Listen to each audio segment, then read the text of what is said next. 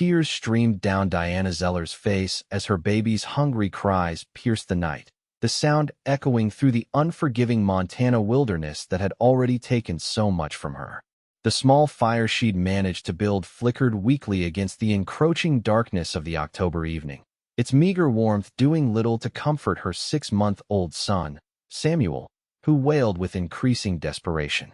It was 1878, and Diana found herself utterly alone after burying her husband just 3 days prior, victim to a rattlesnake bite that had turned fatal with frightening speed.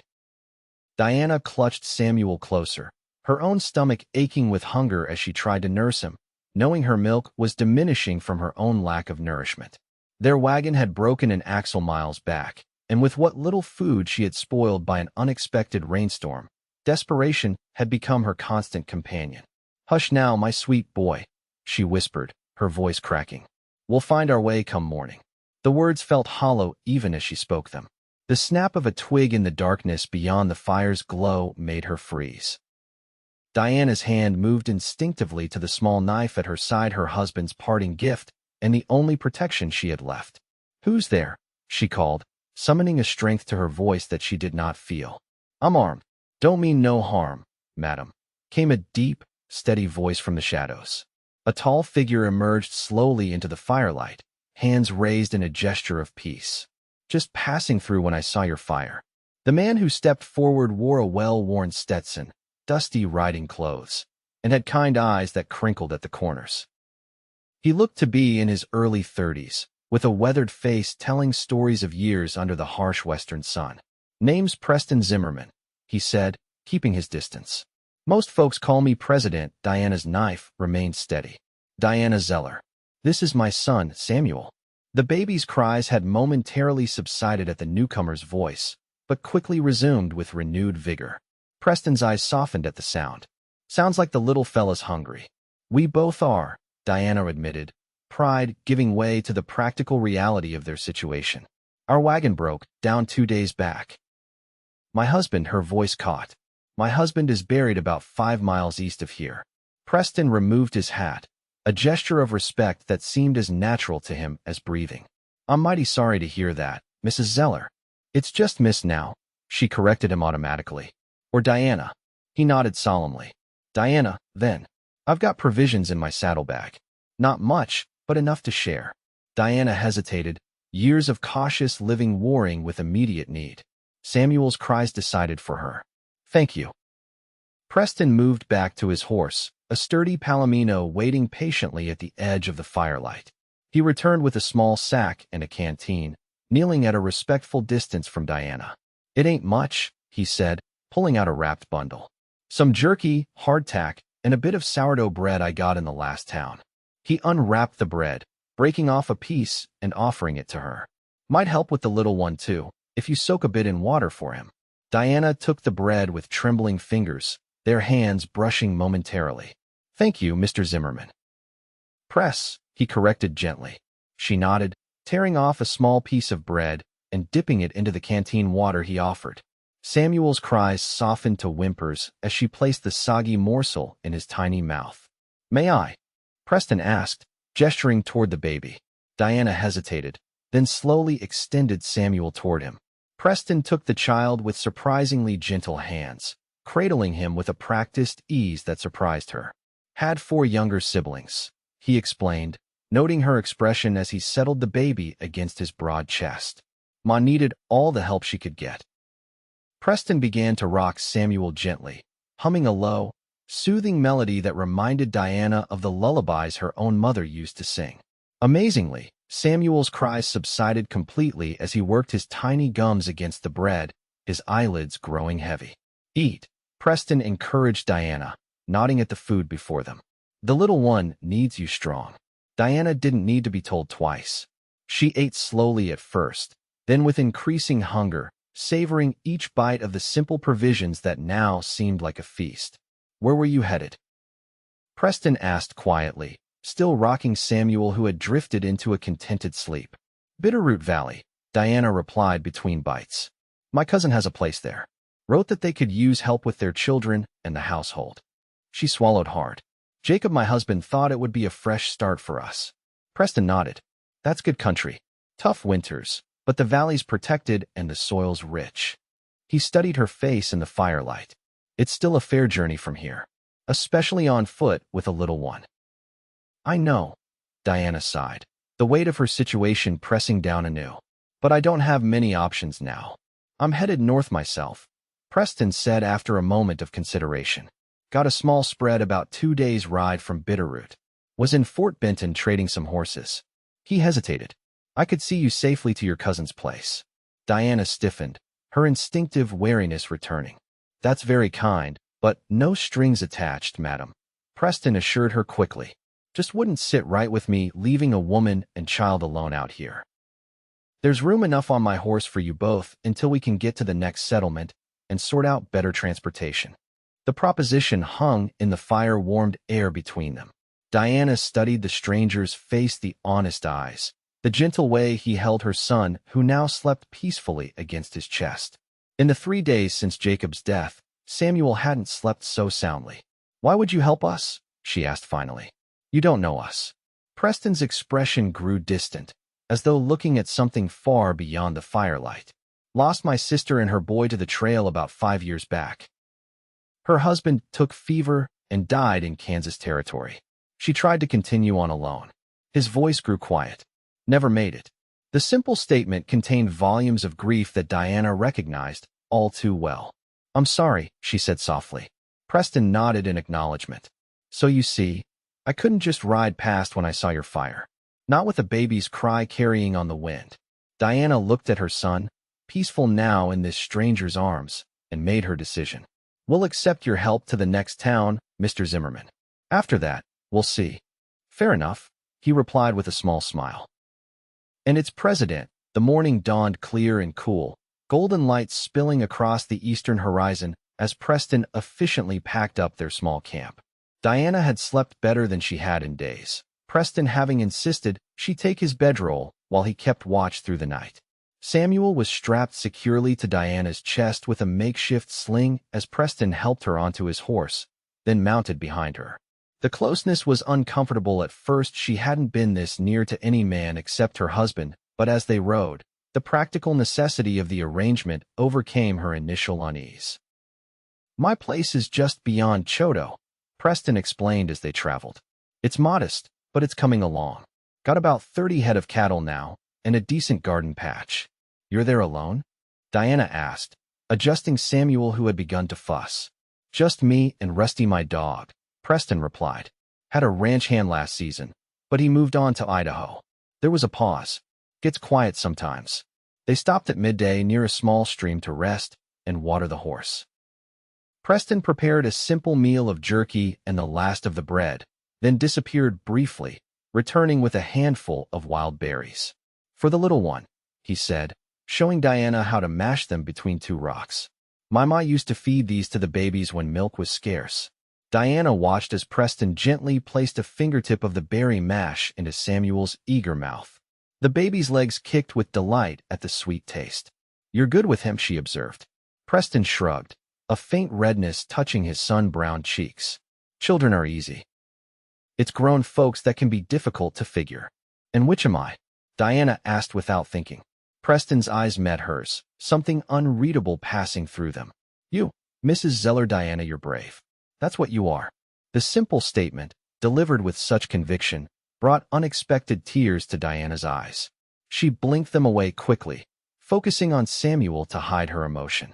They reached a small trading post by nightfall, little more than a cabin with supplies and a stable attached. The proprietor, a grizzled old man named Harmon, recognized Preston and welcomed them inside. Got yourself a family now, Zimmerman? He asked with a raised eyebrow. Just escorting the lady and her child to Bitterroot, Preston explained, ignoring the knowing look the older man gave him.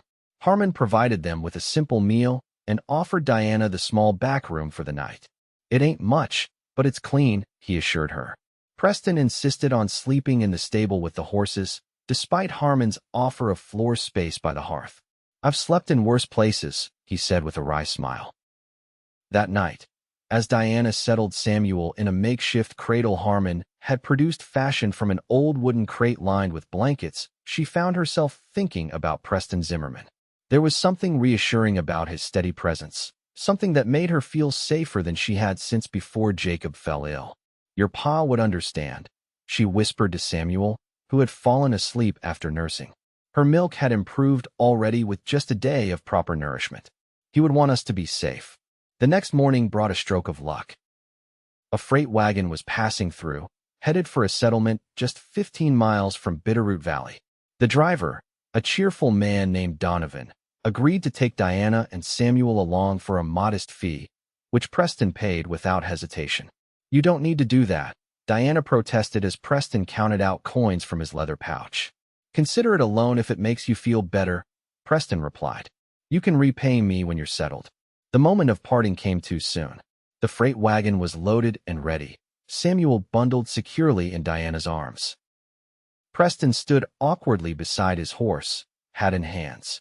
"I thank you for your kindness, Mr. Zimmerman," Diana said formally, suddenly conscious of Donovan and Harmon watching with barely disguised interest. "It was no trouble," Preston replied, equally stiff. Then, in a lower voice only she could hear, "If you ever need anything at all, Chodo isn't so very far from Bitterroot." Diana nodded, a lump forming in her throat. "I won't forget what you've done for us." Preston reached out, his calloused finger gently brushing Samuel's cheek. "Grow strong, little man," he said softly. Then, with a nod to Diana, he stepped back. She climbed onto the wagon with Donovan's assistance, settling onto the hard wooden bench with Samuel in her lap. As the wagon began to move, Diana found herself looking back, watching Preston's figure grow smaller in the distance, his tall form silhouetted against the rising sun. "Seems like a good man, your friend," Donovan commented, flicking the reins gently. "He is," Diana agreed quietly. "A very good man." The journey to Bitterroot Valley took 3 days, winding through mountain passes and rolling meadows. Diana found herself constantly looking to the horizon, half expecting to see a familiar rider on a Palomino horse. But Preston Zimmerman did not reappear. Her cousin Martha's welcome was warm if somewhat surprised. The letter announcing Diana's arrival with husband and child had preceded her by only a week. The news of Jacob's death cast a pall over the household, but Martha and her husband Thomas were practical people. "You'll stay with us as long as you need," Martha insisted, bouncing Samuel on her hip. "Thomas can use help with the books for his lumber business, and you always did have a good head for figures." Life in the Marshall household quickly fell into a rhythm. Martha and Thomas had 3 children of their own ages 8, 6, and 4 who adored baby Samuel. Diana found purpose in keeping the household accounts and helping with the children. Yet as weeks turned to months, she often found her thoughts drifting to the kind cowboy who had come to her rescue that desperate night by the fire. Winter settled over Bitterroot Valley with a heavy blanket of snow. Samuel grew stronger each day, now crawling with determination and pulling himself up on furniture. Diana watched his progress with pride, but also with a nagging sense of incompleteness. "You should consider Walter Prescott's offer," Martha said one evening as they sat by the fire, the children all finally asleep. Walter was a widower who owned the general store in town and had made his interest in Diana clear over the past month.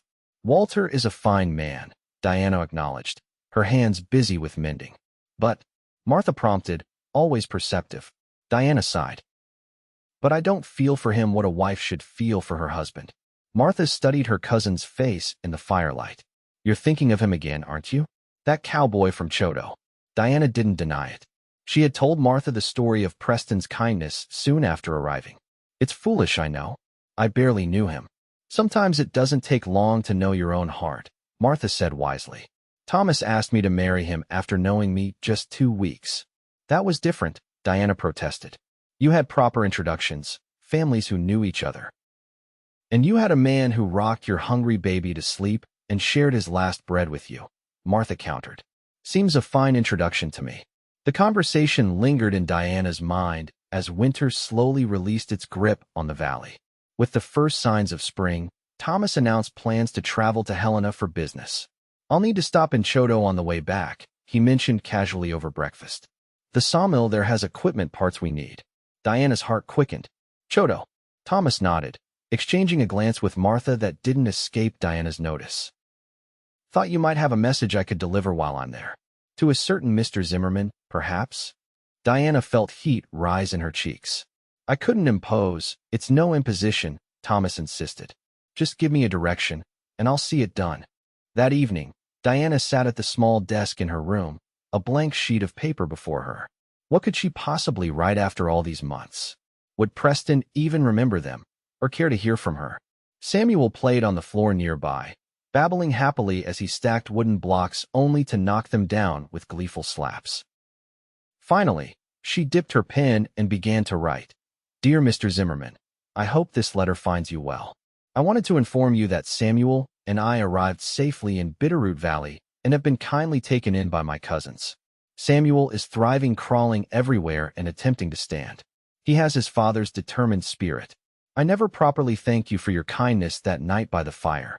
You quite literally saved us both, and such a debt cannot easily be repaid. If your travels ever bring you to Bitterroot Valley, we would welcome the chance to express our gratitude in person. Sincerely, Diana Zeller. She sealed the letter before she could reconsider, handing it to Thomas the next morning as he prepared to depart. Just this? He asked, tucking it into his coat. Nothing else you want to say? Diana shook her head. It's enough for now. The weeks following Thomas's departure were the longest of Diana's life. Even Samuel seemed to sense her restlessness, becoming fussier than usual. Diana threw herself into spring planting and household chores, anything to keep her mind occupied. Thomas returned on a bright May afternoon, his wagon loaded with supplies from his journey. Diana tried not to appear too eager as she helped unload, but when no mention of Preston came, her hopes began to fade. Later that evening, as the household settled for the night, Thomas finally addressed the subject. Found your Mr. Zimmerman, he said casually. Diana's heart leapt. You did? And, did you give him my letter? I did. Thomas nodded, a slight smile playing at his lips. Seems he's been wondering about you too as well. Quite a spread he's building out there, modest, like he said, but good land and well managed. Did he say anything else? Diana asked, trying to keep her voice steady. Thomas reached into his vest pocket. He asked me to give you this. The folded paper felt impossibly heavy in Diana's hand.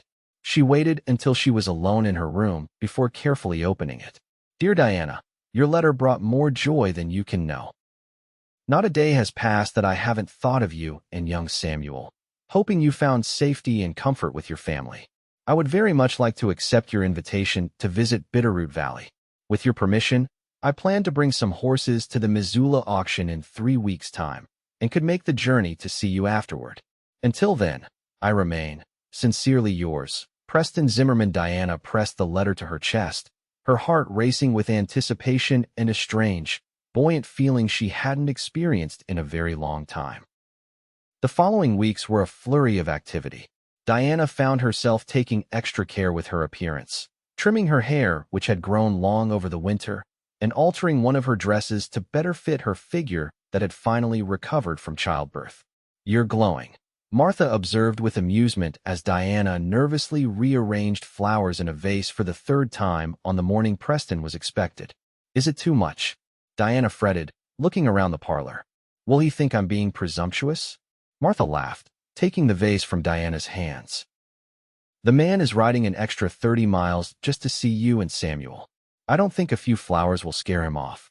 Samuel, now able to take a few wobbly steps while holding on to furniture, seemed to share his mother's excitement, babbling more animatedly than usual as Diana dressed him in his best outfit. You remember Preston, don't you? She asked her son, who responded by reaching for her necklace with pudgy fingers.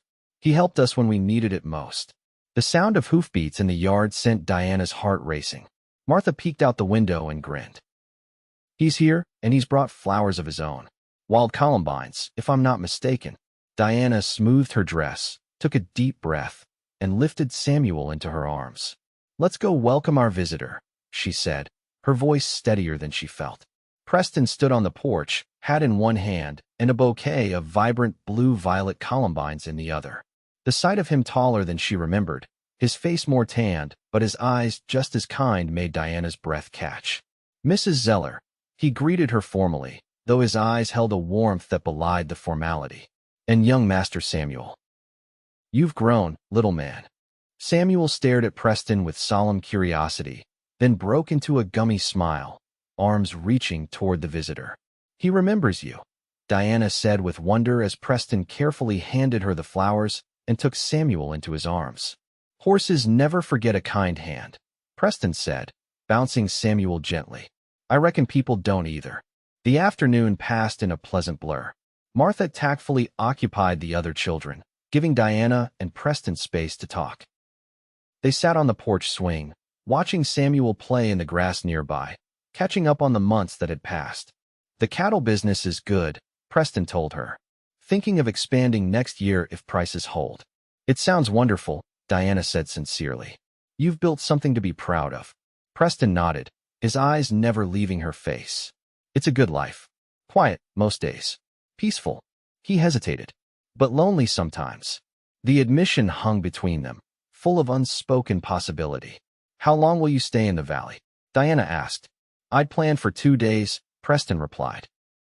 "But I find myself wishing for more time." Diana gathered her courage. "We'd be happy if you stayed longer." Preston's smile was like the sun breaking through clouds. "Then I believe I'll change my plans." 2 days stretched into 4, then a week. Preston joined Thomas on trips to the lumber yard, helped repair the barn roof, and spent hours playing with Samuel, who had taken to him completely. Each evening, after the rest of the household had retired, Preston and Diana would sit on the porch, talking late into the night. "I never thought I'd feel this way again," Diana confessed on his final evening, the stars bright overhead. "After Jacob died, I thought that part of my life was over." Preston's hand found hers in the darkness. "Life has a way of surprising us when we least expect it." "Preston," Diana began hesitantly, "what happens after you leave tomorrow?" He turned to face her fully, his expression serious in the moonlight. "That depends entirely on you, Diana." "On me? I didn't come all this way just to sell horses," Preston said quietly. "I came because in those few days we spent together, something changed for me. I know it's fast, and I know you have Samuel to think about." "Samuel adores you," Diana interrupted. "And I would never presume to replace his father," Preston continued. "But I think we could build something good together, the 3 of us." He paused. "If you'd consider it." Diana's heart raced. "Are you asking what I think you're asking?" Preston took both her hands in his. "Diana Zeller, I'm asking if you and Samuel would consider making a life with me. Not right away, we could court properly first, if that's what you want. I can come back to visit, or you could come see the ranch when you're ready." Diana looked into the eyes of this man who had once placed bread in her hands and rocked her hungry child to sleep by a desperate fire. The man who had asked for nothing in return but now offered her everything.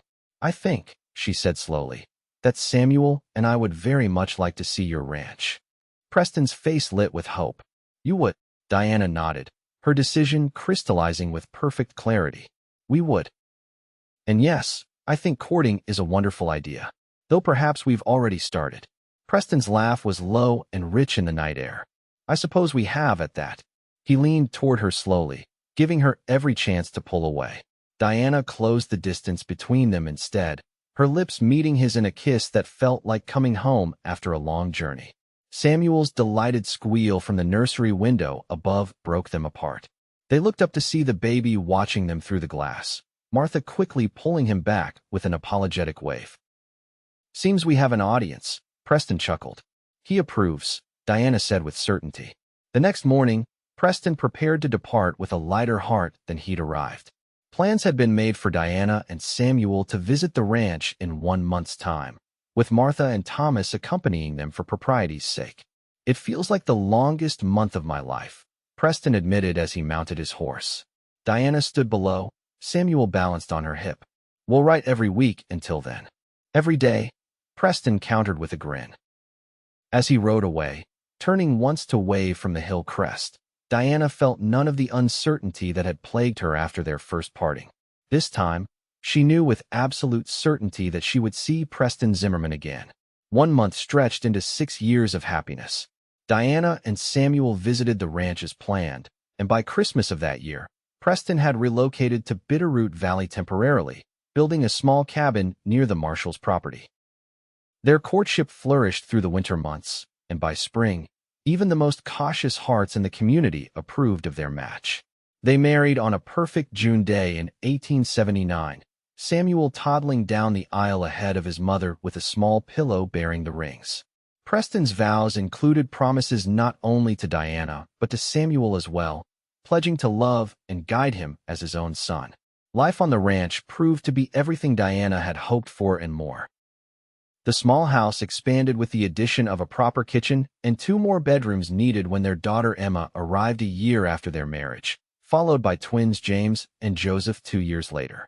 Samuel, now 7, had grown into a thoughtful boy with his mother's kind heart and a love for horses that Preston enthusiastically encouraged. The once modest cattle operation had flourished into one of the most respected in the territory, with Preston's fair dealings and hard work earning him the respect of neighbors and business associates alike. On the evening of their 6th wedding anniversary, with the children finally asleep after a day of celebration, Diana and Preston sat on their porch swing, much like they had years ago in Bitterroot Valley. "Do you ever think about that night?" Diana asked, her head resting against his shoulder. By the fire, when Samuel was crying, Preston's arm tightened around her. "Often. I thank God every day that I heard his cries." Diana tilted her face up to his. "I've never asked what made you stop. You could have kept writing." Preston considered the question. "Truthfully, I don't know that I had a choice. The moment I heard that baby crying and saw you there." He shook his head. "Some things are meant to be, Diana. I believe that with all my heart." In the distance, a coyote called lonesome across the prairie, answered by another's hopeful reply. Inside the sturdy ranch house, 4 children slept peacefully, safe and loved. And on the porch, Diana reached for her husband's hand, finding it waiting for hers, just as it had been from the beginning, steady, strong, and offering everything she'd ever needed.